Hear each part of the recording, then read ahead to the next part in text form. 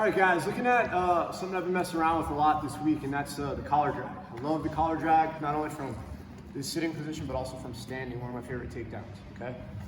So I'm setting my guard up here on an angle, okay, when I'm sitting with this cross collar grip. Obviously, we want to be a little bit aware of the triangle here, right? For example, if the guy's 20 years old and really athletic, here he may just jump my shoulder, right?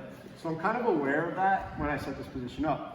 However, most of the time here with this cross collar grip, right, anytime I feel this hitch move or him lift, I can always let go, okay? So once I'm in this spot, the reason I like this is because I'm essentially funneling this guy to pass on my terms. I know he has to go behind me here, and if he tries to pass around me, I just kind of keep moving with it. He's like chasing his tail here, okay? So slow motion, as coach starts to move toward my back here, all I'm gonna do is use my foot and my hand to lift my hips, do that hard switch onto the other side, and pull, okay?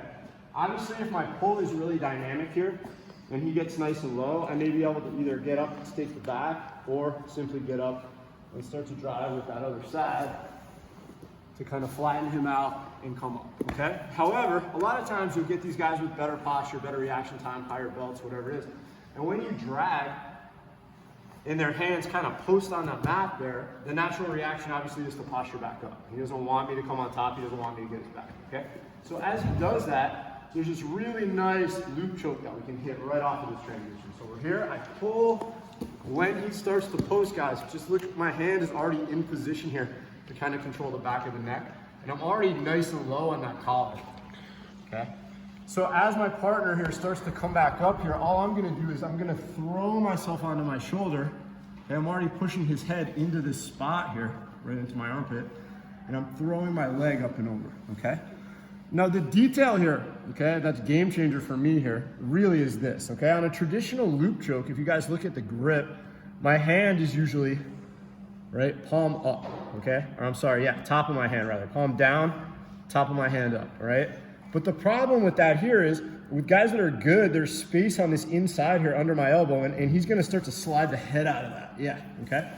So what I started to figure out here over the last couple of years with these loop chokes is that if I turn my hand over like I'm drinking water out of the faucet, look at the difference here, okay? If he tries to pull the head out now, it's impossible. The head is stuck now, okay? And that buys me enough time to throw that leg in front of his shoulder, right? If I don't have the flexibility for that, I can always move my shoulder back a little bit to get my leg in here, okay? Now the grip can change. I don't have to hold it there. I can just make a fist, or I can go fingers up. And now all I'm gonna do is push my hips forward and drive my shoulder back for the finish, okay?